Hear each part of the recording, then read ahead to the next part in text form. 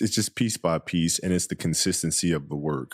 Monday, get better. Tuesday, get better. Wednesday, get better, right? And you do that over a period of time, not like 1 month or 2 months. I mean, it's 3, 4, 5, 6, 7, 8, 9, 10 years. And then you can get to where you want to go. Grow up and you make game-winning shots and it's awesome. And you come back the next day and miss a game-winning shot and it's misery.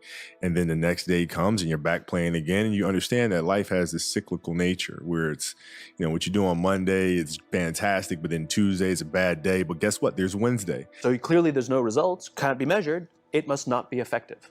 So we quit, right?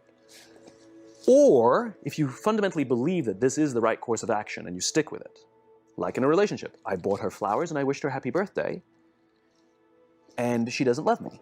Clearly, I'll give up. That's not what happens. If you believe there's something there, you commit yourself to an act of service. You commit yourself to the regime, the exercise. You can screw it up. You can eat chocolate cake one day. You can skip a day or two. It allows for that. But if you stick with it consistently, I'm not exactly sure what day, but I know you'll start getting into shape. I know it. And the same with the relationship. It's not about the events. It's not about intensity. It's about consistency, right? You go to the dentist twice a year, your teeth will fall out. You have to brush your teeth every day for 2 minutes. What does brushing your teeth twice a day for 2 minutes do? Nothing. Unless you do it every day, twice a day for 2 minutes, right? It's the consistency. Going to the gym for 9 hours does not get you into shape. Working out every day for 20 minutes gets you into shape. It's the daily practice of all the monotonous, little, boring things like brushing your teeth that matter the most. She didn't fall in love with you because you remembered her birthday and bought her flowers on Valentine's Day. She fell in love with you because when you woke up in the morning, you said good morning to her before you checked your phone.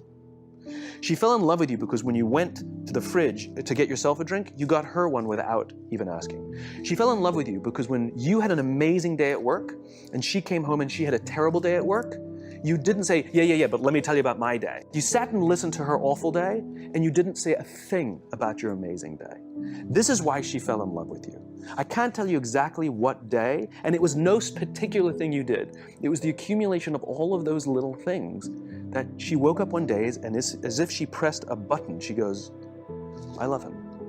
What I try to do is just try to be still and understand that things come and go, emotions come and go.